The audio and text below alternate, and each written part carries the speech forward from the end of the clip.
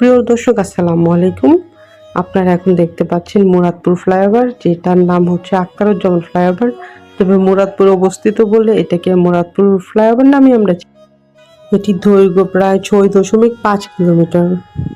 চট্টগ্রাম উন্নয়ন কর্তৃপক্ষ ও নির্মাতা প্রতিষ্ঠান ম্যাক্স রেনকেনের মাধ্যমে 2014 সালের 28 অক্টোবর এই বিষয়ে চুক্তি স্বাক্ষরের পর 2015 সালের মার্চ মাসে ফ্লাইওভারটি নির্মাণ কাজ শুরু হয়।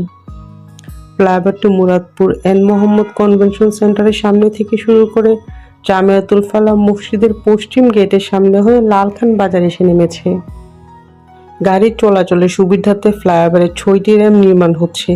এর মধ্যে ফ্লাইওভার জিইসি মোড় 4টি র্যাম্প হবে। সেখানে ওয়াসা থেকে জিইসি মোড়ের দিকে গাড়িগুলো, জিইসি কনভেনশনের সামনে এবং মুরাদপুরের দিকে যাওয়া গাড়িগুলো ইফকো কমপ্লেক্সের সামনে থেকে ফ্লাইওভারে উঠতে পারবে। মুরাদপুর থেকে জিইসি মোড়ের দিকে গাড়িগুলো মেরিডিয়ানের সামনে নামতে পারবে এবং ওয়াসার দিকে যাওয়া গাড়িগুলো ব্লুজম গার্ডেনের সামনে থেকে উঠতে পারবে।